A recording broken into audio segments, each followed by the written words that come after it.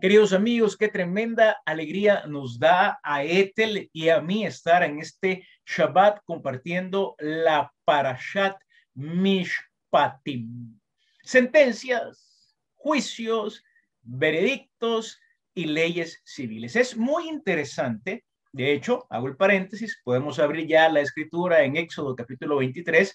Es una pequeña parte la que vamos a tocar de esta hermosa porción bíblica o parashat, como se le conoce en el mundo hebreo. Luego de que leímos Yitro el sábado pasado, hemos estado meditando, leyendo esta porción, Mishpatim.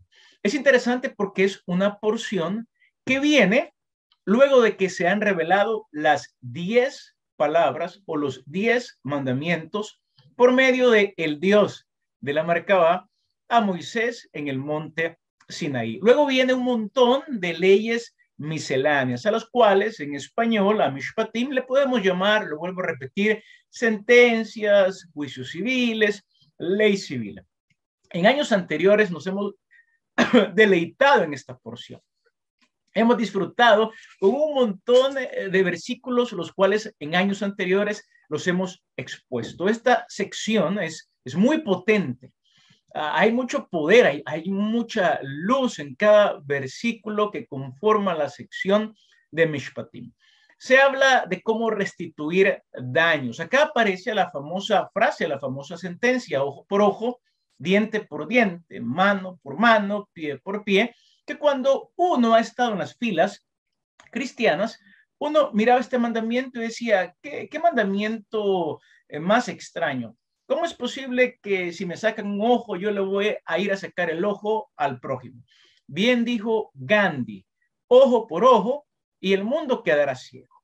Claro, cuando uno lee la Torá y permite que los sabios de Israel lo acompañen a uno en la interpretación del texto, es decir, en la manera como el pueblo hebreo ha interpretado la ley de Moisés, uno se da cuenta que en verdad no es si yo pierdo un ojo, tú me vas a sacar un ojo, sino que lo que la Torá quiere decir es que la restitución o la compensación por un daño que se le hace al prójimo debe de ser una compensación justa, una compensación que de alguna manera pueda pagar el daño que se hizo.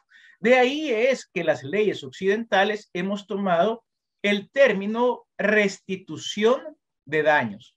El término técnico es indemnización. Imagínense ustedes, queridos amigos, cómo la Torá, revelada hace miles de años atrás, es decir, aquí han pasado ya varios siglos, tenía la luz que ya iluminaba en aquel tiempo, dando una idea acerca de qué hacer cuando un ser humano daña a otro, ya sea su persona física o incluso sus bienes, cómo restituir daños, cómo indemnizar al prójimo. Aparece también un versículo fascinante, claro, en tiempo de poligamia, cuando se tomaba otra mujer, uno no podía disminuir a la primera mujer su vestido, su alimentación y sus derechos conyugales. Ese versículo es fascinante. Yo creo que lo vamos a dejar también para otra oportunidad. Parecía el buey que acornea.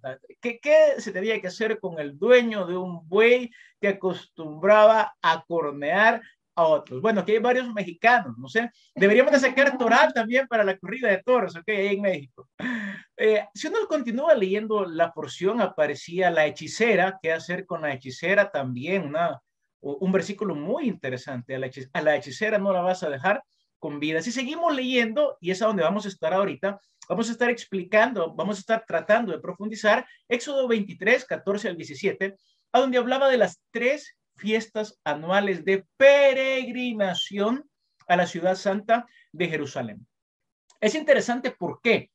Porque el análisis que hoy quiero hacer es que vayamos, luego de leer Éxodo, a Lucas y podamos ver cómo Jesús, el cabalista, con su familia, José y Miriam, José y María, suben a Jerusalén.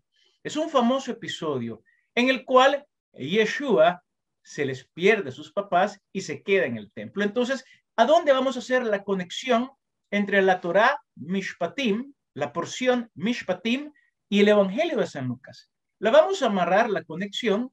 ¿Por qué? ¿O en base a qué? En base a que el Evangelio de Lucas narra cómo los padres de Jesús solían subir año con año a la ciudad santa de Jerusalén. ¿Por qué subían ellos año con año? Bueno, porque así estaba estipulado en la ley divina.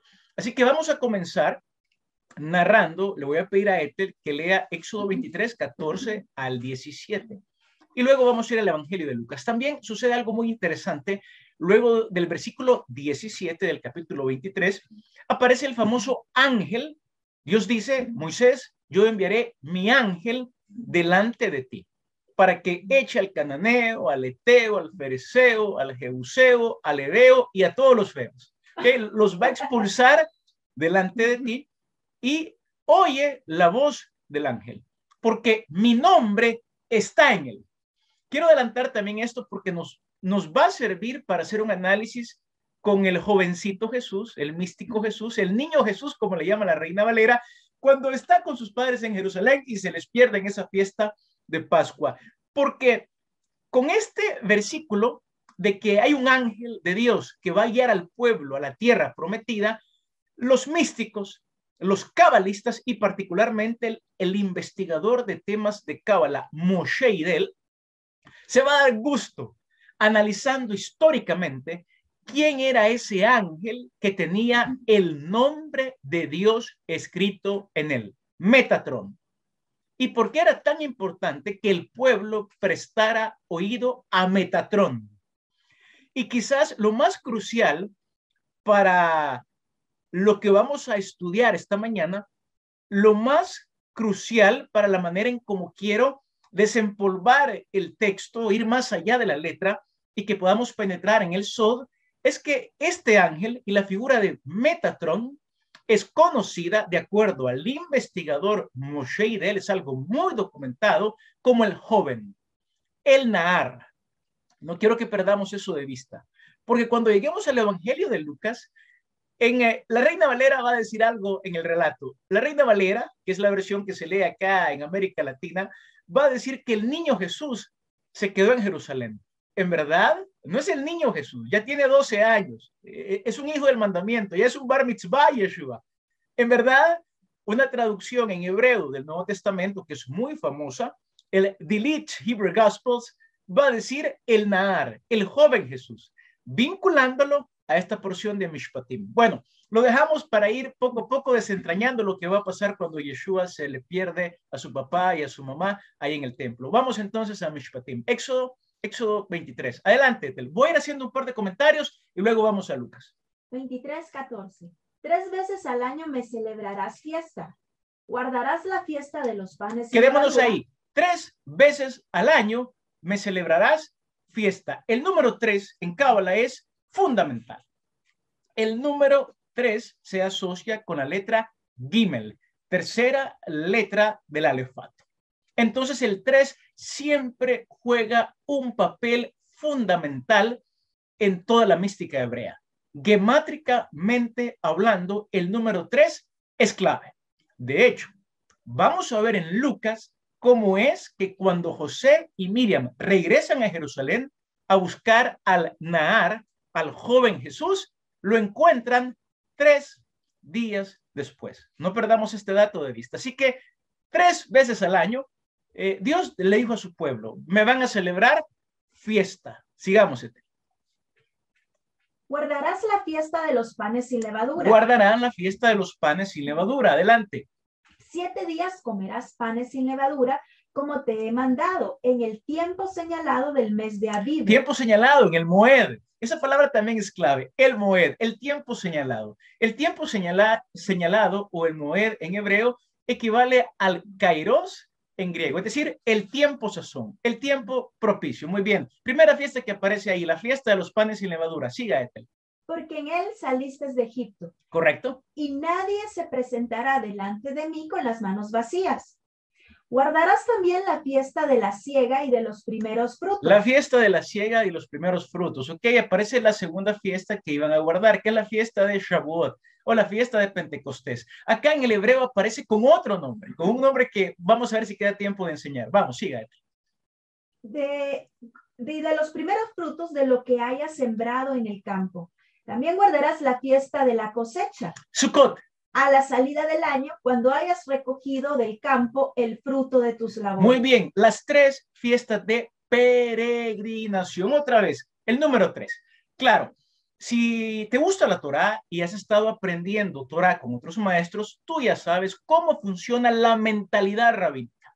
En la mentalidad rabínica se conoce, es decir, esto cae ya por su peso, que la primera fiesta que aparece acá, la fiesta de Matzot, de los panes sin levadura, también incluye la Pascua, Pesaj. El que está escribiendo la Torá no tiene por qué decirnos, miren, y también van a celebrar Pascua. Es decir, con mentalidad de Torá, conocemos y sabemos que la primera fiesta entonces de peregrinación es Pascua, es panes sin levadura y también es la fiesta de las primicias. Luego viene la fiesta de Shavuot, ¿okay? Esa sería la segunda fiesta de peregrinación. Y por último viene la última fiesta de peregrinación, Sukkot, que también por definición todo maestro que estudie la Torá te va a decir subir a Jerusalén a celebrar Sukkot implica celebrar también el Yom Kippur y el Rosh Hashanah. Así que tenemos todo el ciclo de festividades bíblicas, las 7 fiestas hebreas, las 7 fiestas descritas en Levítico capítulo 23 que tienen que ver con cómo se santifica el tiempo, las tenemos descritas en 3 nombres. La fiesta de los Matzot, panes sin levadura, la fiesta de Shavuot o Pentecostés y la fiesta de Sukkot. 3 veces al año. ¿Y quiénes iban a subir a esa fiesta? Por favor, si lo puede leer. Es el 17. 3 veces al año se presentarán todos tus hombres delante del Señor. Fíjense bien, esas 3 veces al año, ¿quiénes iban a presentar? Todos los hombres. Mi versión va a decir todos los varones. También acá hay una palabra que vale la pena investigarla y es que la palabra varón es sakara, formada por la letra Zayin, la letra Hav y la letra Reish. ¿Por qué? Porque varón en hebreo, sakar, implica una conexión con el verbo recordar. ¿Por qué? Porque comparte la misma raíz trilítera. Otra vez volvemos al número 3. Imagínense, ustedes conocen que toda palabra tiene una raíz, un shoresh, una raíz trilítera. Cuando vemos la raíz, nos enriquecemos comprendiendo lo que implica la palabra varón.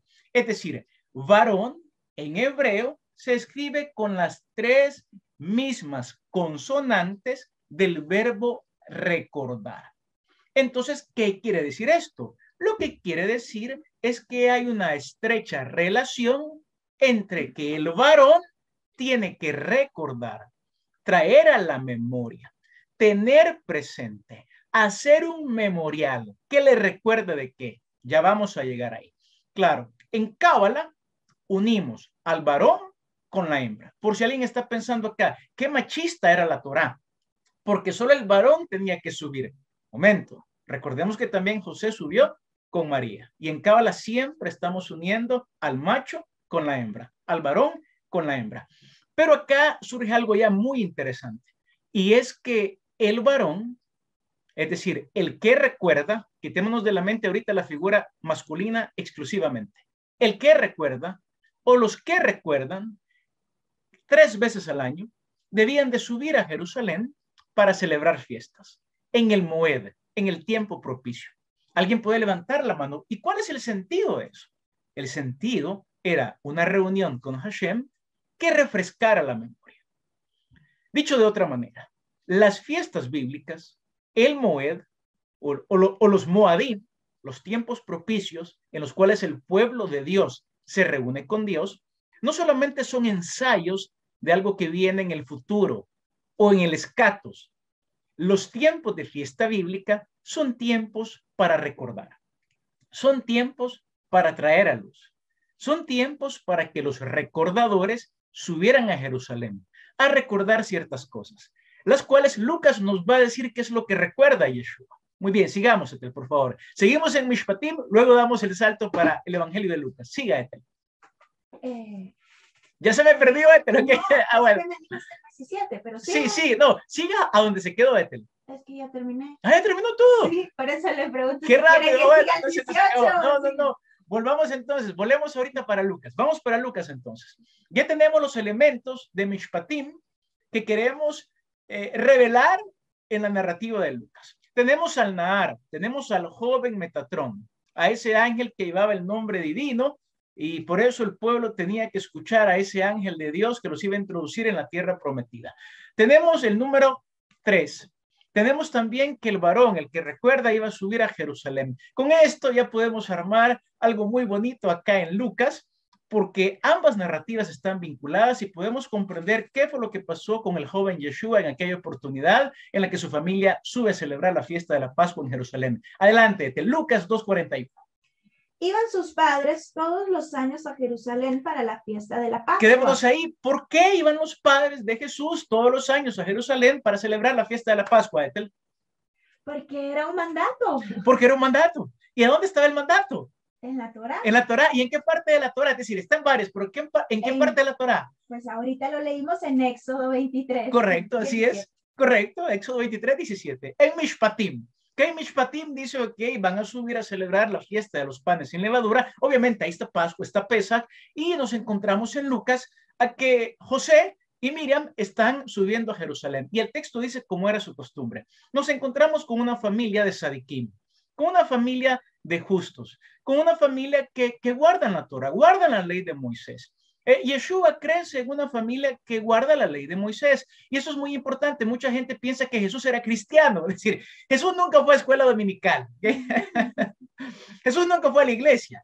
Jesús fue un judío del siglo I con padres judíos que guardó la Torá, y particularmente en el Evangelio de Lucas capítulo 2 versículo 41 lo vemos celebrando una fiesta judía. ¿Y por qué está celebrando una fiesta judía? Porque la Torá dice que iban a subir a Jerusalén a recordar. El varón sube a recordar, el sacar, tiene el deber de recordar. Y vamos a ver qué es lo que recuerda Yeshua en esta oportunidad. Pero la familia sube a Jerusalén. Otra cosa, la familia sube a Jerusalén. ¿Por qué suben a Jerusalén y no bajan, Ethel? Ayúdeme, Ethel. Porque Jerusalén es pensado como el punto más alto del mundo. No importa si estamos hablando del Himalaya, Jerusalén va a estar alto. Entonces, si usted viene del Himalaya para Jerusalén, no decimos vamos a bajar a Jerusalén, sino que decimos vamos a subir a Jerusalén, aunque estemos en el Himalaya. Así es, imagínense eso. Si estamos en el Himalaya, estamos en la punta del Himalaya, en el Everest, y estamos leyendo la Torá, y llegamos a que uno debe de subir a Jerusalén, el peregrino no piensa, del Everest ya no se sube a Jerusalén. Momento. Aunque Jerusalén esté abajo, siempre la Torá va a decir, vas a subir a Jerusalén. Porque ir a Jerusalén implica elevarse. Ir a Jerusalén implica subir a otro nivel de conciencia. A un nivel de conciencia, de hecho, la palabra shalom está adentro de la palabra Yerushalayim, la ciudad completa, la ciudad perfecta, la ciudad de paz. Quien sube a Jerusalén, quien se dispone a hacer una aliyah, de hecho la palabra hebrea es al, y suben a Jerusalén, es porque van a tener de alguna manera una revelación mística. Van a elevar su nivel de conciencia. Van a tratar de subir a la ciudad del gran rey. Y es así como sube entonces José y María con Yeshua a Jerusalén. Mi versión dice, iban sus padres todos los años a Jerusalén en la fiesta de Pesach. El 42, por favor, lo puede leer. Claro. Cuando cumplió 12 años, subieron ellos a Jerusalén conforme a la costumbre de la fiesta. Claro, y cumple 12 años. Entonces podríamos decir, místicamente hablando, que no solamente tiene 12 años, cumple 12 años. ¿Cuántos años tiene Yeshua? 13 años. Yeshua es un bar mitzvah. ¿Okay? Bar mitzvah, ¿qué es un bar mitzvah? Hijo del mandamiento. Alguien puede argumentar, pero el bar mitzvah es una figura que nace siglos después. Sí, pero para cuestiones de enseñar en esta mañana, para didáctica, voy a tomar que en el mundo hebreo, cuando un chico anda por 12, 13 años, ya no se considera un niño, se considera ya un adulto. Podemos decir que Yeshua ya no es un niño, ¿okay? Se considera en pensamiento judío como un adulto. Yeshua ha cumplido 12 años, es decir, ya está en 13. Es un hijo del mandamiento. Bar mitzvah. Bar mitzvah significa bar, es la palabra aramea para hijo. En hebreo se dice ben. Ben es la palabra hebrea para hijo. En arameo, bar. Mitzvah, mandamiento. Yeshua es un bar mitzvah. es un hijo del mandamiento. Y en esta fiesta de Pascua va a recordar algo. Sahar, ¿qué va a recordar? Que Dios es su padre. No solamente Yeshua, subiendo a Jerusalén con su familia, va a recordar, porque está escrito en Mishpatim, él va a recordar no solamente que es un hijo del mandamiento, un bar mitzvah, él va a recordar que es un bar Elohim, un bar Yod Hei Bau Hei, un hijo del tetragramatón. Le va a decir más adelante a Miriam y a José, ¿no sabían que en los negocios de mi padre me es necesario estar? Tenemos acá a una familia que cumpliendo el mandamiento de Mishpatim, y para esto es la Torah, queridos amigos, la Torah es para que recordemos, cumpliendo el mandamiento de Mishpatim, va a descubrir su filiación sagrada. Filiación sagrada en mística es un término que hace alusión al hermoso día en el que tú y yo descubrimos que somos hijos de Dios. Y el Espíritu nos da testimonio por dentro, es un susurro de que somos hijos de Dios. Dios ya no es una figura lejana, Dios es una figura muy cercana, muy íntima. Descubrimos que el Padre está dentro de nosotros. Jesús tiene 12 años, un bar mitzvah, y va a descubrir, va a recordar su origen raíz, va a recordar su origen raigal. Él es hijo no solo del mandamiento, bar mitzvah, él es un hijo de Dios. Y le va a llamar a Dios Padre. Vamos a ver cómo Lucas va a desarrollar esta narrativa, pero dice, tiene 12 años y dice, sube a Jerusalén. Claro, lo vuelvo a repetir, porque nadie baja a Jerusalén. Se sube a Jerusalén, se hace aliyá a la ciudad santa. Y dice el versículo, conforme a la costumbre de la fiesta. En hebreo es kemishpat, es decir, conforme al mishpat. Es decir, de acuerdo a la sentencia, suben a Jerusalén. Acá amarramos con mishpatim, ¿okay? De acuerdo o conforme a la costumbre de la fiesta, en hebreo sonaría de acuerdo al mishpat. Mishpat es la palabra singular para mishpatim. O sea, de acuerdo a la sentencia que se encuentra en mishpatim, Yeshua sube a Jerusalén. Muy bien, ¿y qué es lo que va a pasar? Ahora, yo quiero hacer un alto acá. ¿Por qué? Porque quiero que comprendamos que toda letra de la Torah es para elevar la conciencia. Quiero que entendamos que toda parashat, su objetivo cuando somos observantes de la Torah es que elevemos la conciencia y que si cumplimos el mandamiento, poniendo nuestro corazón en el mandamiento, no solamente en la letra del mandamiento, no solamente con una actitud religiosa en la letra del mandamiento, podemos encontrar grandes elevaciones de conciencia en los mandamientos que la Torah nos dice que debemos de realizar. ¿Por qué esto es muy importante? Es muy importante porque también, así como muchos de nosotros venimos del cristianismo y del cristianismo pasamos a las raíces hebreas, muchos venimos jalando el bagaje del cristianismo y jalando el bagaje también de raíces hebreas a la mística. Y la mística, les quiero decir algo, es muy liberadora. En mística, si bien es cierto, siempre respetamos la letra de la Torah, en mística queremos ir al sentido de por qué observamos la Torah. Y quiero poner un ejemplo muy puntual. Aquí sube Yeshua al templo con sus papás y claro, como está subiendo y él es un varón, él va a recordar algo más que él es un bar mitzvah, más de 12 años, que es un adulto. Él va a recordar que es hijo de Dios, le va a llamar a Dios Padre, va a decir en los negocios de mi Padre me es necesario estar. Es decir, el mandamiento de la Torah en Yeshua está despertando su conciencia. ¿Qué es lo peor que nos puede pasar a todos aquellos que venimos de trasfondo cristiano y venimos a la Torá? Que nos encontramos celebrando Pascua año tras año sin elevar la conciencia. Y quiero poner un ejemplo clásico. Claro, en la comunidad en la cual Etel y yo éramos guías, ¿okay? Una comunidad que le hemos traído durante años y que hoy la hemos evolucionado a una comunidad de estudio de Cábala, a una comunidad de Talmidim, a una comunidad de discípulos, solíamos celebrar la Pascua. Pero ¿qué pasa cuando uno celebra solamente la letra de la Torah? Uno está celebrando la Pascua, no estamos comiendo panes con levadura, sino estamos con los ácimos y estamos en la gran ceremonia y le estamos abriendo la puerta al profeta Elías cuando Elías entra a cada mesa, a cada seder de Pesaj. Y es interesante porque estamos tan embebidos por el ritual que nos olvidamos de elevar la conciencia. Es decir, descuidamos quizás la parte más fundamental de la Torah, y es que la Torah ha sido dada para que podamos elevar progresivamente nuestros niveles de conciencia. ¿Qué sucede en un seder de Pascua? En un seder de Pascua, si tú lo has celebrado, y es lo más seguro que tú lo hayas celebrado, En toda mesa de Pascua, no solamente van a estar los 4 niños que hacen las famosas 4 preguntas. No solamente comemos el huevo, no solamente partimos el pan, no solamente escondemos el afikomen para que los niños lo busquen luego de haber cenado. No solamente participamos de hierbas amargas, sino que también en una etapa mandamos a que se abra la puerta para que entre el profeta Elías. Y el profeta Elías, como precursor del Mesías, nos anuncia que el Mesías está próximo a venir, que el Mesías viene pronto y en nuestros días, que el Mesías viene en el ciclo de fiestas hebreas. Claro, ¿en qué tiempo? En el tiempo del fin de la cosecha, en un tiempo como Rosh Hashanah, en un tiempo como Yom Kippur, en un tiempo como Sukkot. ¿Pero de qué año? ¿Cómo que de qué año? ¿Cómo que de qué año? Hoy, en ese Seder, en esa Pascua, en ese ciclo de fiestas, cuando se abre la conciencia para que nos demos cuenta que el Mesías viene hoy.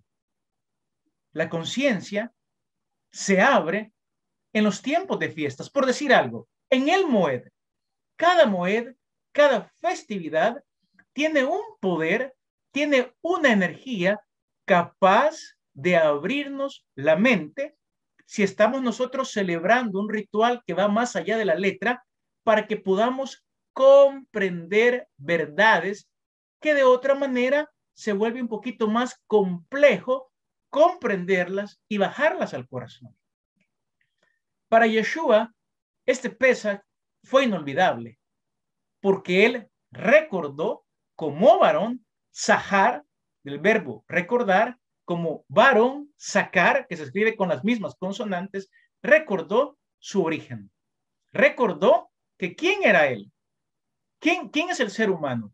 Sino la luz que a través de diferentes contracciones se ha condensado tanto que se ha vuelto materia.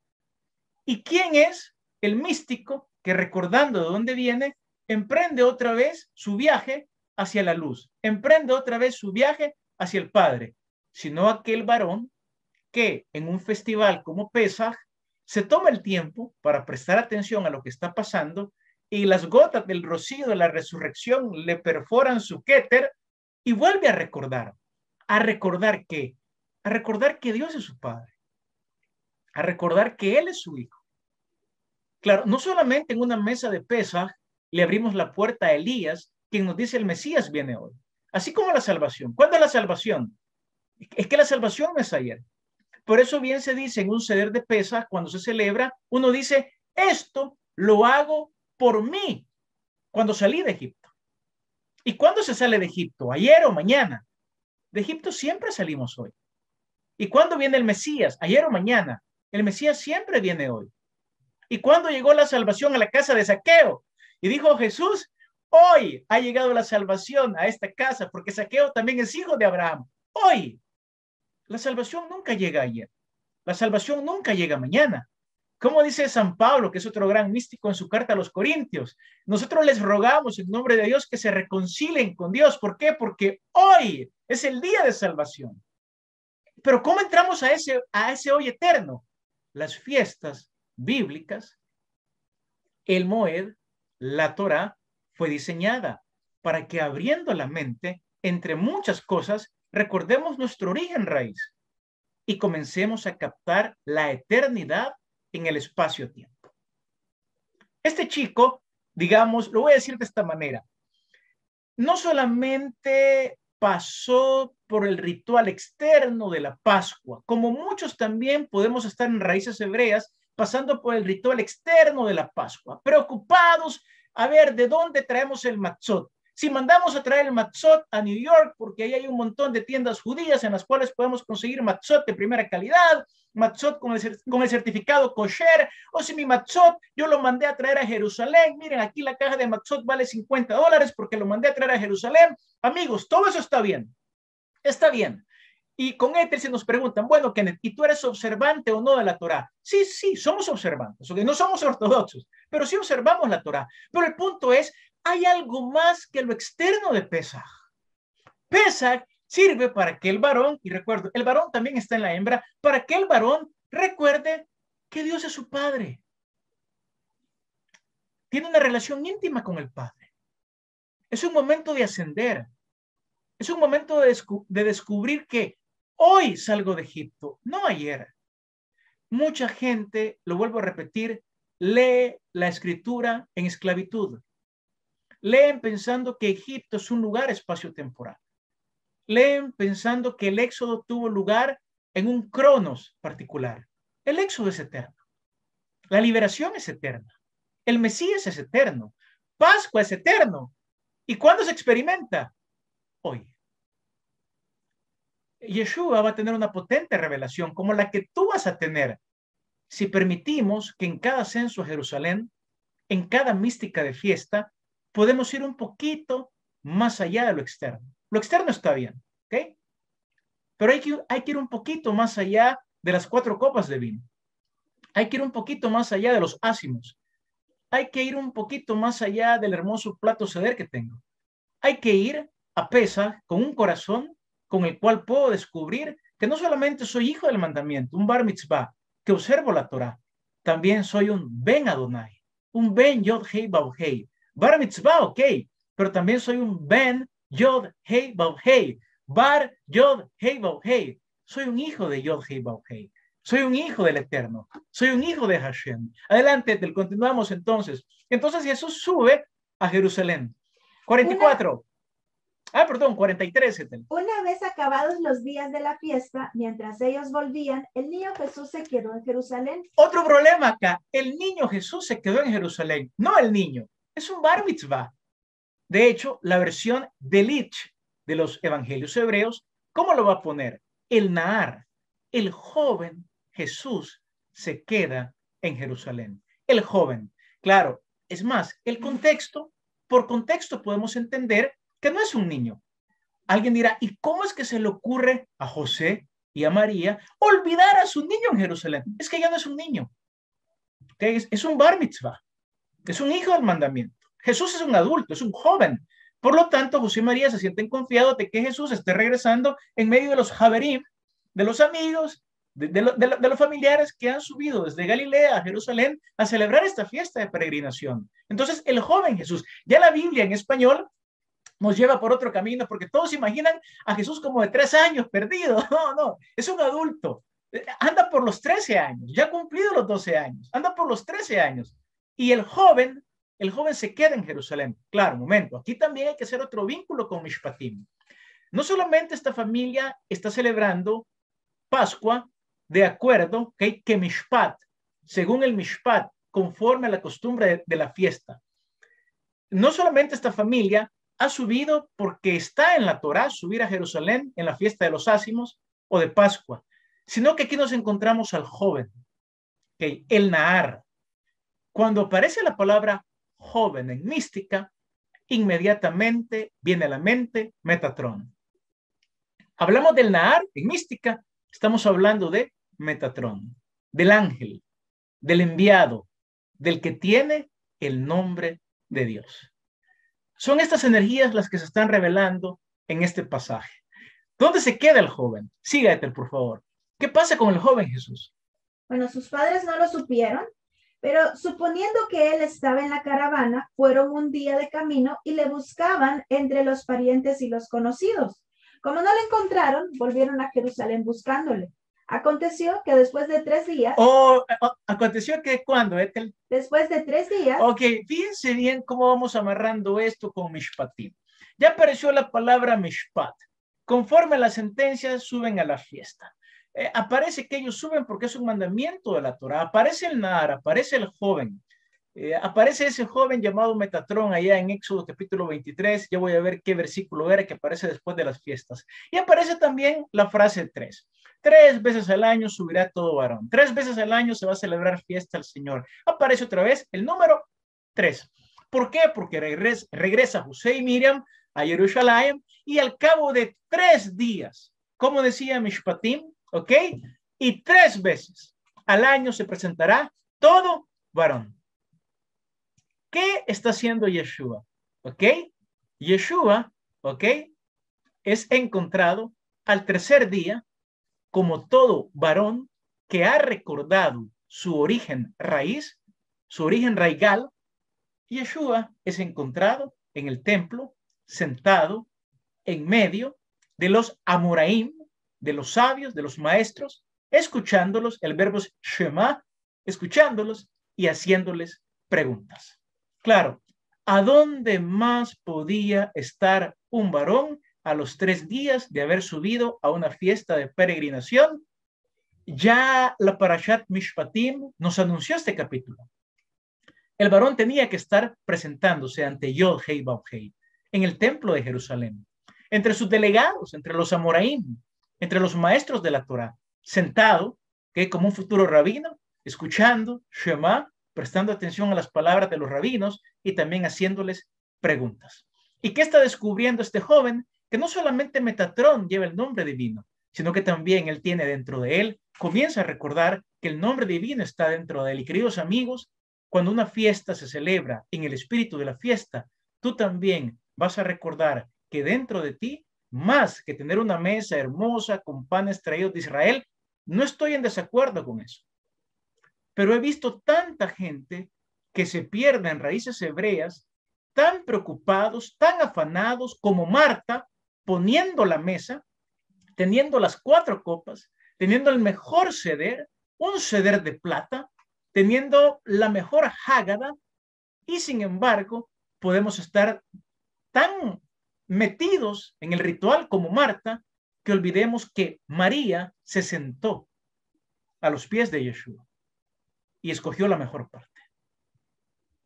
Repito, en mística no destruimos el ritual, pero tratamos de ir más allá del ritual.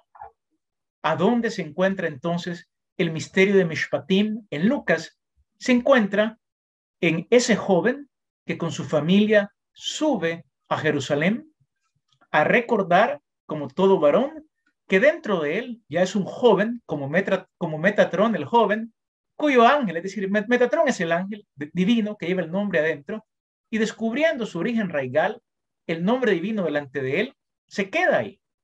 Y cuando llegan los padres, ¿qué es lo que sucede? Bueno, aconteció que después de 3 días le encontraron en el templo sentado en medio de los maestros, escuchándoles y haciéndoles preguntas. Todos los que le oían se asombraban de su entendimiento y de sus respuestas.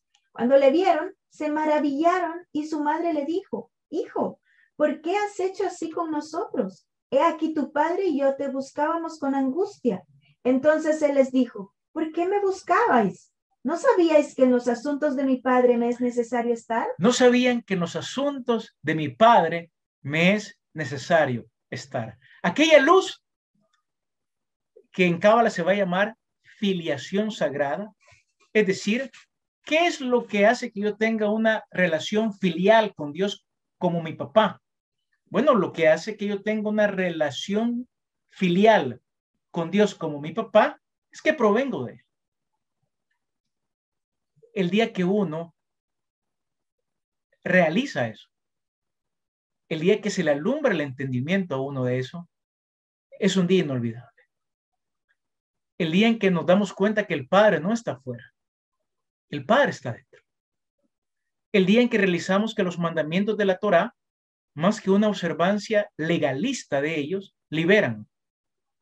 Nos liberan abriéndonos la puerta a una familia cósmica, a una familia más grande que papá José y mamá María, a una familia de los hijos de Dios, a una familia en la cual Jesús, a los 12 años, a los 13 años, como un bar mitzvah, le he revelado de que él no solamente es un hijo de la Torá, él es un hijo de Dios y le llama a Dios Padre.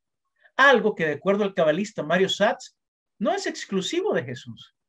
También tú, con el mérito de estudiar Torá, con el mérito de ir tras el sentido oculto de los mandamientos, puedes llegar a descubrir que Dios es tu Padre, al mismo nivel que Yeshua. Pablo va a poner a Jesús como el primogénito, el que abre matriz de muchos hermanos. El que abre matriz, el primogénito en Torá es el que abre matriz. Pero después del que abre matriz, ¿qué es lo que pasa? ¿Qué pasa después del primero que sale? Vienen más. Vienen más. Miren, nuestro hijo primogénito se llama Matías. Él fue el que abrió matriz. Pero luego vino Esteban y el segundo. Si tuviéramos... ¿Vienen otros? Bueno, todavía podemos, ¿okay? Todavía podemos tener más hijos. Pero si viene el tercero, viene el cuarto, viene el quinto, todos serán llamados hijos de Kenneth y Ethel.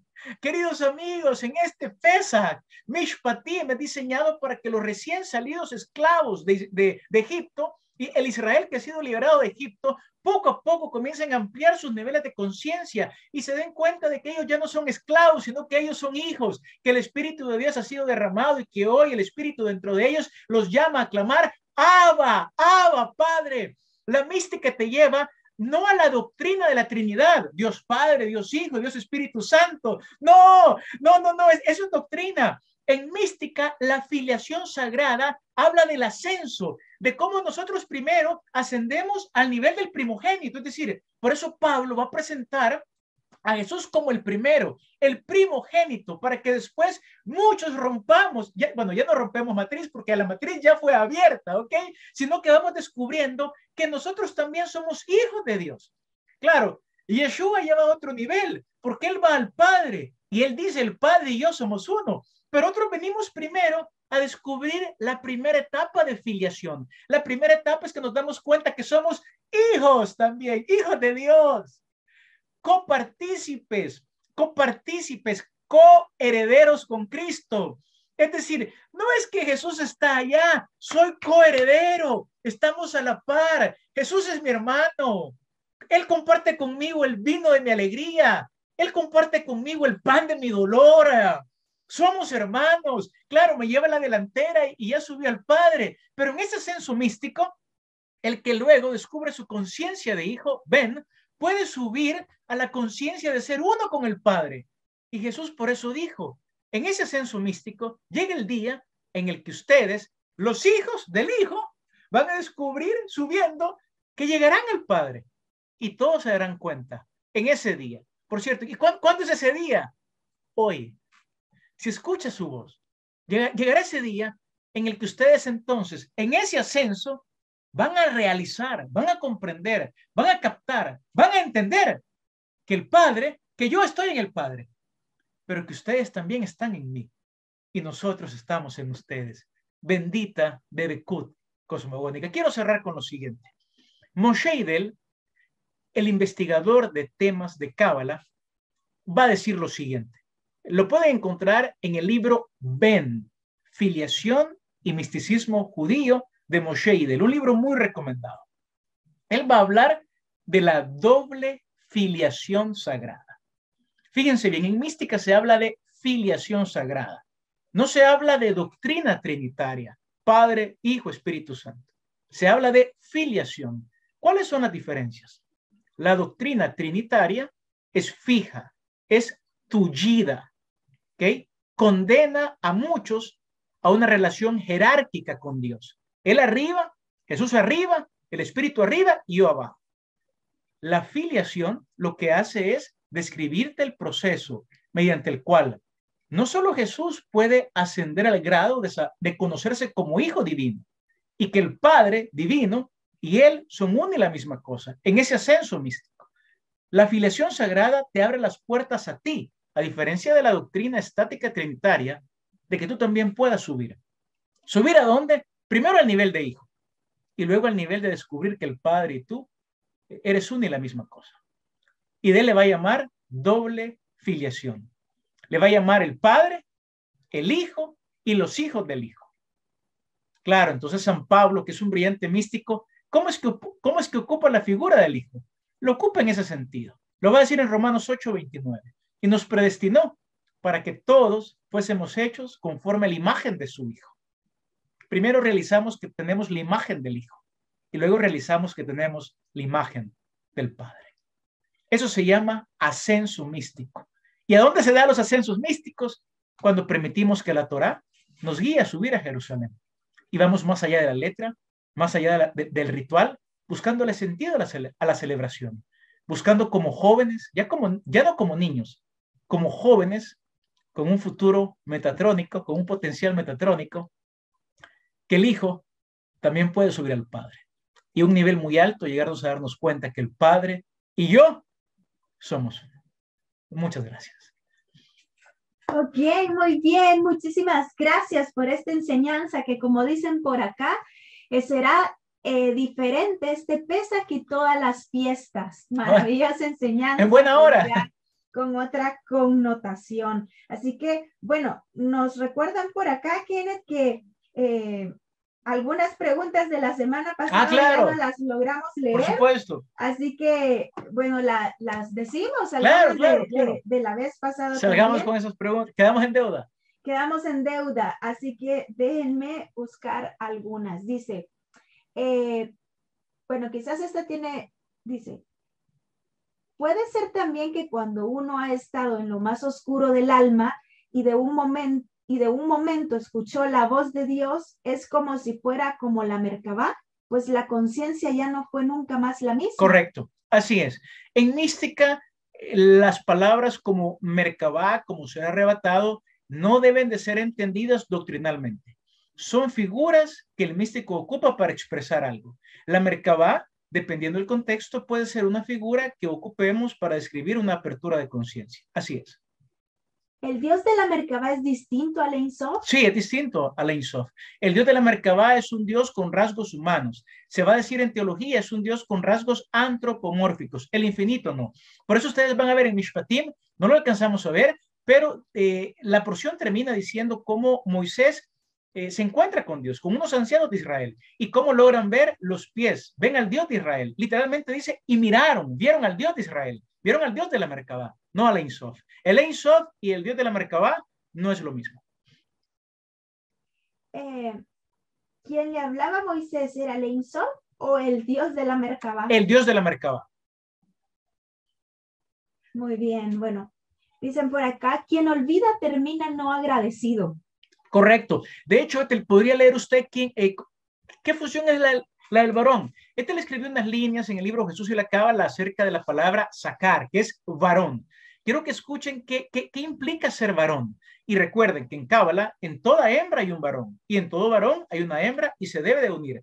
Entonces, cuando la Torá dice, todo varón va a subir, ¿qué es lo que implica la palabra sacar? Sacar es recordar. El varón es aquel que recuerda. Es decir, la energía raigal de ser varón es recordar. Alude al varón, viene de algo afilado, puntudo, hace referencia al miembro viril, lo externo, al que da. Pero además está asociado al verbo recordar, que se escribe igual, sacar. Varón y recordar se escribe igual, ¿ok? El propósito de sacar no es simplemente traer algo a la mente, es traer algo a la mente para actuar sobre eso. Entonces, ¿para qué recordamos? Recordamos para traerlo a la mente y actuar sobre eso. ¿Qué hace el joven Jesús? Claro, él tiene una filiación con el Padre. Dios no es una figura lejana, es su Padre. Y se queda en Jerusalén. Porque el varón se presentaba los 3 días ante Yod-Heh y Vav-Heh. Y es interesante que Yeshua está sentado, ¿ok? Y está haciendo las dos cosas que lo ponen en medio. Lucas dice que está en medio de los doctores de la ley. Alguien dirá, ¿cómo nos sentamos en medio? ¿Cómo nos equilibramos en el medio? Oyendo y preguntando. Eso nos equilibra. Y ahí está Jesús. Y de hecho hay un salmo que nos recuerda esto de hacer, de recordar para hacer, que es el Salmo 103:18. Dice, para los que guardan su pacto y se acuerdan de sus preceptos para cumplirlos. Y se acuerdan de sus preceptos para cumplirlos. Esa palabra, y se acuerdan, comparte la raíz trilítera, Zayin, Haf y Reish. Sahar, recordar. Cuando las personas a veces entran en conflicto diciendo, ¿cómo es que dentro de una hembra hay un varón? En Cábala, ¿qué quiere decir eso? Quiere decir que la hembra, aunque sea hembra, debe de recordar. ¿Y qué debe de recordar? El mística, vamos a decir, hay que recordar nuestro origen, la raíz. Hay que ir a la raíz. Vamos a subir es por la elevación de la conciencia, ya que Israel es espiritual y no físico. Correcto, sí es. Israel es un concepto unitivo. 2 cosas hay que decir acá. Ahí dijeron, es espiritual y no físico. Así dice ahí. Israel es ambos. En Cábala nunca vamos a despreciar el ritual, ni el cuerpo, ni los mundos inferiores. En Cábala la mentalidad no es o esto o aquello. Entonces, a la pregunta, ¿Israel es físico o Israel es un concepto espiritual? La respuesta de un cabalista es, Israel es ambos. Por eso, lo que tenemos que entrenar la mente es saber en qué universo está hablando determinada persona o determinado maestro de cábala. Si estamos hablando de un Israel que excluye naciones, estamos hablando del Israel étnico. Si estamos hablando de un Israel que está compuesto también por gentiles, estamos hablando del Israel de Dios, como Pablo le llama en Gálatas, o estamos hablando del Israel, como lo dice el doctor Mario Saban en su libro Sol 22, Israel es una potencia espiritual. Así que mucho cuidado con decir o esto o aquello, o blanco o negro, o mujer u hombre. Algo fundamental en cábala es acabar con el pensamiento o esto o aquello. ¿Qué es Israel? Ambos. ¿Qué significan los lugares altos en los primeros libros, antes de que existiera el tabernáculo? Los lugares altos son los lugares a los cuales se suben para elevar la conciencia. Por eso todas las naciones tienen esa noción de que hay que ir a un lugar alto para comunicarse con la divinidad. Claro, lugar alto en términos físicos. En mística vamos a ir, ¿qué hay abajo del lugar alto? Bueno, en un lugar alto lo que quiero es elevarme. Y el pueblo de Israel, como lugar alto, tenía Jerusalén. Y le era prohibido sacrificar en otros lugares altos que no fuera el templo en Jerusalén, porque Jerusalén se considera en pensamiento de la Torá que es la ciudad más elevada sobre toda la tierra. Y no solamente sobre toda la tierra, Jerusalén es el centro del universo. ¿Se podría decir que desde la perspectiva cabalística el cumplir el mandamiento es más estar consciente de por qué lo hacemos y eso se logra por elevar la conciencia? Ambas cosas. Ambas cosas. Otra vez vuelvo a ambas. Por eso enfaticé mucho. No crean que yo no celebro Pesaj. Sí, celebro Pesaj. Sí, pongo 4 copas de vino. Sí, sí, tengo matzot en mi casa. Sí. Pero eso es el rito. Hay que ir al sol del rito. Hay que ir a las energías ocultas que se mueven bajo el sol del rito. Cuidado, que aquí lo que puede pasar es que volvamos al error del siglo I. Pensar que Pablo anuló el rito. Jesús anuló el rito. No, no es así. Ellos quisieron ir más allá del rito sin desechar el rito. Es decir, unir ambas cosas. Miren, yo recuerdo con Ethel una experiencia. ¿Qué pasaba cuando comenzábamos a celebrar Shabbat en el 2008? Hace 14 años. Las personas estaban más pendientes de no equivocarse en las bendiciones, más pendientes de en qué momento se lavaban las manos, más pendientes de en qué momento se bendecía a los hijos, que de descansar. Paradójicamente, el día de descanso se había vuelto un día de estrés. Inaudito. Entonces, ¿qué debemos de tratar de hacer? Ok, ¿qué rituales tengo yo en mi casa en Shabbat? Y tratar de descubrir el sentido de ese ritual. Un cabalista, ¿qué va a hacer? Un místico. Un místico tiene los rituales que para él significan. Vuelvo a repetir, yo no soy ortodoxo. No. Me consideraría un observante de la Torah. Sí soy observante de la Torah. Si guardo Shabbat, guardo Shabbat. Pero trato de ir más allá del ritual del Shabbat, al sentido del Shabbat. Se puede decir que mediante algo físico, entre paréntesis, una fiesta, poder ascender o descubrir mi origen raigal. Correcto. Por ejemplo, Pascua. Pascua tiene tantos elementos que uno dice, ¿cómo es posible que no abramos los ojos? Pero ¿por qué no se abren los ojos? Porque la gente que venimos a celebrar Pascua venimos del mundo evangélico. Entonces tenemos, yo diría, la mala costumbre de quedarnos solamente en el rito o en la letra. Imagínense esto, muy bien, vamos a ver. ¿Cuánta gente estudia Torah y tiene miedo de la cábala? Dice, es que la cábala es algo oculto. Y no en la misma celebración de Pascua, cuando partimos el matzá singular. ¿Qué se hace con el matzá? Se oculta, se esconde, ¿okay? Y se guarda debajo de la mesa. Esa es una ceremonia evidentemente ocultista. Y luego los niños buscan el aficomén y al que le encuentra se le da un pequeño regalito. Pero ¿qué sucede? Nadie le presta atención a qué significa eso. Por eso, miren, ¿cuántos niños hay en la mesa de Pascua? 4. ¿Y se acuerdan quiénes son los 4 tipos? Bueno, solo uno de los 4 es el niño sabio. El que pregunta. ¿Okay? Seamos todos, dice el ceder, de los hijos sabios. Pero nos perdemos en el ritual. A Jesús le pasó lo que al hijo pródigo, que recordó su origen raigal. Correcto, así es. Yeshua es un recordador. Desde el momento que es un varón, y vuelvo a recordar, el que Jesús sea varón no quiere decir que no hay una parte femenina dentro de él. Entonces, el que Jesús recuerda y llama a Dios Padre, esto no da lugar a lo que el cristianismo después le llama la doctrina del unigénito Hijo de Dios. No, amigos, todos somos hijos de Dios. ¿De dónde saco eso? La Biblia lo dice. Primera de Juan, mirad cuán grande amor nos ha dado el Padre para que se nos llame hijos de Dios, y lo somos. Evangelio de Juan, capítulo 1, y los que le recibieron es lecabel, los cabalistas que le recibieron, esa es la palabra cábala, ¿ok? Los que le recibieron se les dio la potestad de ser llamados hijos de Dios. Pero cuando vamos a la vida real, nos damos cuenta que muchos creen que el Hijo de Dios es Él, y no yo.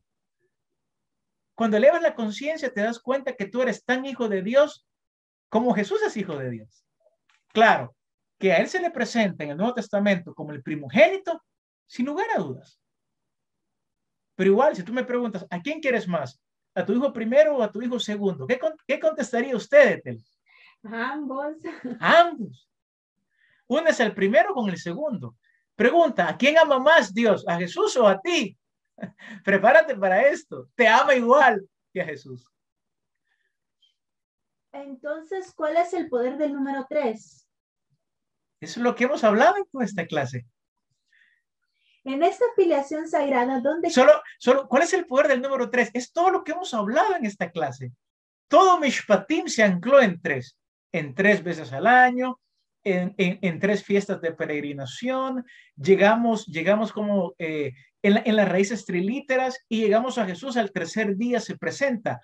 3 es de los números que nos indican una tremenda revelación. ¿A los cuántos días se levanta Yeshua entre los muertos? A los 3. ¿Cuántos días cita a Esther para ayunar a sus doncellas, para que Dios, o al pueblo también, para que Dios los libre de la mano de Amán? 3. ¿Cuántos días permanece oculto Jonás en la ballena? 3. En esta filiación sagrada, ¿dónde queda el Espíritu Santo? Perdón, solamente quiero decir algo. Cuidado con que 3 ya estén sacando las cuentas. 24 horas más 24 horas más 24 horas. Miren, gente que lee la escritura en esclavitud, hay mucha.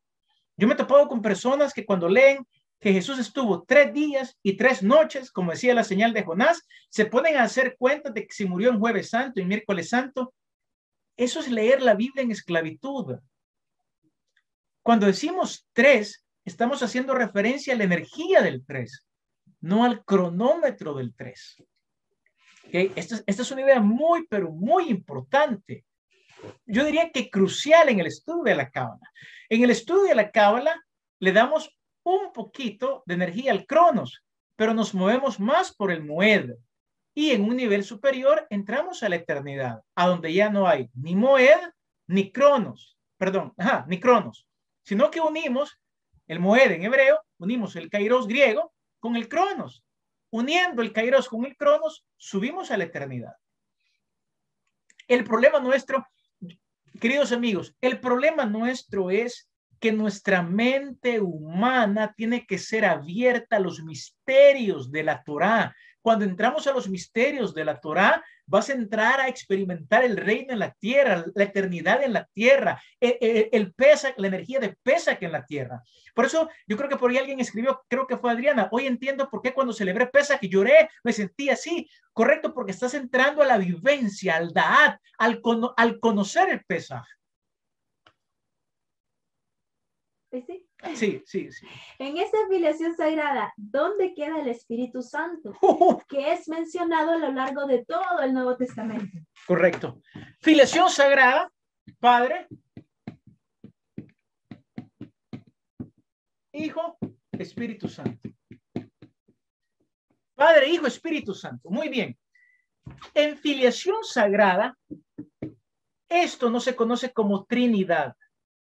¿Qué es lo que pasa? en la mística de la filiación sagrada. Y qué bien que sacaron esto. Muy bien. Jesús se dice que tuvo la revelación, ¿okay?, de que Dios era su Padre. Alcanzó la conciencia hijo. La conciencia hijo es Tiferet. ¿Quién dijo que la conciencia hijo es llegar a Tiferet? Lo dijo Cordovero en Pardes Rimonim. Moshe Cordovero dijo, cuando la palabra hijo, ben, aparece sola, en el Zohar siempre va a ser comparable o corresponderá a Tiferet. El hijo. ¿Okay? ¿Y qué hacía el Espíritu Santo? El Espíritu Santo dijo, este es mi hijo amado. Estoy muy complacido con él. Esto se llama la experiencia de la filiación sagrada, que no solamente Yeshua tiene, la debemos de compartir todos. ¿Cómo lo sabemos en mística? Porque esto mismo se daba con Janina Mendoza. Janina Mendoza. ¿Quién era Janina Mendoza? Un místico también contemporáneo de Jesús, un galileo, potente, obrador de milagros. Y está en el Talmud escrito, documentado, que todos los días desde el monte Horeb salía una voz. ¿Cuál voz? La voz del Espíritu Santo, el Bat Kol, diciendo, Janina Mendoza es mi hijo. Bueno, entonces, de acuerdo al Talmud, de acuerdo a la Torah, aquí ya tenemos a dos hijos. Cuando sale Israel de Egipto, ¿qué le dice Dios a Faraón por medio de Moisés? Dile a Faraón, Israel es mi primogénito. Ya te he dicho, deja ir a mi hijo. Ah, tenemos a Israel también como un concepto de filiación sagrada. Si seguimos leyendo la Biblia, llegamos a Romanos. ¿Y qué dice San Pablo? Este tipo es un gran cabalista. Pronto vamos a revelar a San Pablo como uno de los mayores cabalistas de toda la historia. Él va a decir, el Espíritu Santo le da testimonio a nuestro espíritu, a tu espíritu, de que nosotros somos hijos de Dios. Entonces aquí tenemos a un hijo, a dos hijos, a tres hijos, a cuatro hijos, a cinco, a seis hijos. Si leemos Lucas, dice Jesús era hijo, según se creía, la genealogía de Lucas, hijo según se creía de José. José era hijo de papá, y uno va hacia arriba, es una genealogía ascendente. Y llega hijo de Abraham, hijo de Matusalén, hijo de Enoc, hijo de Adán. ¿Y qué sigue después? Hijo de Adán. Hijo de Dios. Hijo de Dios. Okay, no. Aquí tenemos a otro hijo de Dios. No, esto es alucinante. Entonces, la teoría del unigénito se derrumba, se derrumba, se derrumba y se abre la puerta. Y esta es la función de la mística, liberarte a que dejes de pensar de que solo un ungido es hijo de Dios, de que solo Moisés es hijo de Dios, de que solo Adán fue hijo de Dios, de que solo Yeshua es hijo de Dios. Jesús mismo dijo, ustedes se van a dar cuenta de que están en mí. Llegó el momento de derrumbar el monopolio de la iglesia, el monopolio de aquellos que se creen dueños de la verdad, el monopolio de aquellos que te van a decir, él es hijo, tú no, tú lo más que puedes aspirar es a ser miembro de esta sinagoga, miembro de esta iglesia. Queridos amigos, somos hijos de Dios. ¿Qué dice Salmo 82, 6? Todos vosotros sois hijos del Altísimo, vosotros sois dioses. Esas elevaciones, ¿ok? ¿Por qué la Torá estipulaba fechas en el Cronos, en el Moed, mejor dicho? Porque los seres humanos, atados en tiempo-espacio, necesitamos fechas para recordar estas cosas, recordar, para realmente ser varones. Fíjense que cuando San Pablo en Corintios dice, portaos varonilmente, yo recuerdo como un predicador hace años decía, es que los varones son fuertes. No, lo que Pablo tiene en mente cuando dice en 1 Corintios 15 es, portaos varonilmente, es decir, hey, portaos trayendo a mente, a memoria, el origen de dónde son ustedes. Muy bien, tengo varias preguntillas por aquí, pero dice así, ¿puede decir la cita que menciona lo del joven Metatrón? se encuentra en Ben, filiación y misticismo judío de Moshe Idel. Siempre que aparece el joven en mística hace referencia a Metatrón. Es el joven, es el ángel de la presencia. Ese ángel que aparece en Éxodo es el ángel Metatrón, el que iba a guiar al pueblo en su conquista de la tierra prometida. Espíritu Santo puede ser la conciencia despertando.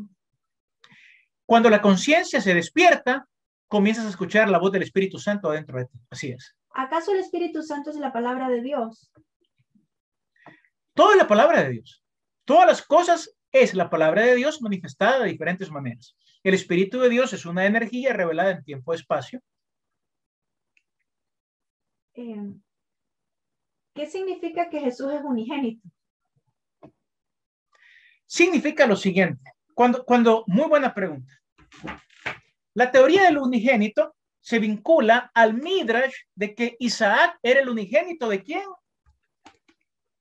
De Abraham. Ahora, pero todos sabemos acá una cosa, que acaso Abraham solamente tuvo un hijo. No, Abraham tuvo a Ismael también. Qué buena pregunta, porque claro, Abraham, muy bien. Abraham. Se dice que Abraham, el unigénito de Abraham, eso aparece en Génesis. Dios le dice a Abraham, toma a tu unigénito, a Isaac, a quien amas. Génesis, no me acuerdo, no sé si fue el 22. Y le dice a Abraham, toma a tu único, toma a tu unigénito. Es la misma palabra, ¿ok? La misma palabra hebrea para unigénito. Toma a tu unigénito, a Isaac, a quien amas. Pregunta, ¿y dónde está Ismael? ¿Acaso Ismael no es hijo de Abraham? ¿Cómo van a resolver los rabinos esta afirmación? Toma a tu único hijo. ¿Que acaso Dios no sabe que Abraham tiene otro hijo llamado Ismael? Bueno, ¿y no acaso Dios también bendijo a Ismael? Entonces, ¿qué van a hacer del único? Van a decir, lo que pasa, ¿por qué se le dice el único? Bueno, porque este es el hijo de la promesa. Porque este es el hijo sobrenatural. Este es el hijo que descubre que él no viene por medio solamente de un vientre que está muerto, como es el vientre de Sara. Este es el hijo que tiene una revelación de que su nacimiento es sobrenatural. Entonces, ¿quién es el único? El único va a dar lugar a todos aquellos hijos que, a diferencia del hijo de la carne, Ismael, el hijo de la carne, se den cuenta de que ellos, para entrar al reino de los cielos, no solamente tienen que ser engendrados de carne y sangre, tienen que ser engendrados del Espíritu, del Dabar, de la palabra divina. ¿Qué realiza Jesús acá? Y le dice a María y a José, le dice, en los negocios de mi Padre, ya Jesús sabe que él es un hijo del Espíritu también. Su descendencia ya no solamente es de carne y sangre. José y María pueden esperar. Lo carnal, el toldot puede esperar, porque Yeshua también está descubriendo de que él no solamente es hijo de papá y mamá terrenal, él es hijo del Espíritu. Estos son los únicos, estos son los unigénitos. Y así como Isaac, dicen los rabinos que para hablar con Abraham, ¿con quién se hablaba? Para hablar con Abraham se hablaba con Isaac. ¿Por qué? Porque Isaac era igualito al papá, era igualito a Abraham. Estas ideas de la Torá, de Bereshit, son las ideas que se revelan en el Nuevo Testamento. Cuando dicen para hablar con el Padre, hay que hablar con el Hijo. Pero así como Isaac fue el único, de Isaac viene todo el pueblo de Israel. De Isaac viene Jacob, de Jacob las 12 tribus. Y se entra la idea de la filiación sagrada, de los hijos de Dios. ¿Quién es Yeshua? Yeshua es aquel entonces que vuelve a recordar su origen raíz, su origen espiritual. Él va más allá de José, él va más allá de María. Tú vas más allá de papá y mamá. ¿Cómo se llama tu papá? Tu papá se llama Pedro, tu mamá se llama Marta. Tú vas más allá. Tú tienes un origen espiritual. Por lo tanto, ¿cómo se presenta a Jesús como unigénito? En este sentido místico, como primogénito. Pero atrás del primogénito venimos todos aquellos que en una ceremonia de Pascua, no solamente en Pascua, en un Sukkot, en un Shavuot, en un Shabbat, leyendo la Torá, descubrimos que la letra nos lleva a Keter. ¿Espíritu Santo y Shejinah es lo mismo en la filiación? No es lo mismo. El Espíritu Santo es la voz interna que te habla a ti y te dice, tú eres hijo de Dios. Pablo dice, y el Espíritu Santo le da testimonio a nuestro espíritu de que tú eres hijo de Dios, tú eres hija de Dios. No hay escuela de cábala, no hay sinagoga, no hay iglesia. ¿Cómo se llama? No hay mezquita que pueda certificar tu filiación sagrada. La filiación sagrada se lleva aquí. Bueno, muchas gracias, queridos amigos. Quedaron varias preguntas todavía. Quedó solo una. ¿Se puede bueno. decir que el Espíritu Santo es un malaj? Es un enviado. Todos somos enviados. Sí se podría decir que es un enviado. Se podría decir que es una emanación. Sí lo podríamos decir. Bueno, que tengamos el mérito, amigos, de ascender, ¿okay? De ascender. Y si practicamos la Torah, que tengamos el mérito de ir un poquito más allá de la letra. Que tengamos el mérito de seguir practicando los mandamientos de acuerdo al nivel que cada uno de nosotros tenga. Pero no olvidemos que más allá de un mandamiento literal de hacer ciertas cosas en Shabbat, más allá de eso, hay una luz que está oculta tras esas dos velas de Shabbat que muchos encienden, tras esas velas físicas de Shabbat que uno se enciende, tras esas velas hay algo más. Y cuidado, no vaya a ser que esas dos velas físicas te impidan ver las dos velas espirituales que hay detrás de ellas. Adiós, hay muchos mensajes de gratitud y bueno, se quedaron un par de preguntitas que salen del tema, pero bueno, estamos ahí ya agradecidos por su valioso tiempo que han tomado con nosotros. Hasta la próxima. Shalom, amigos, abrazos.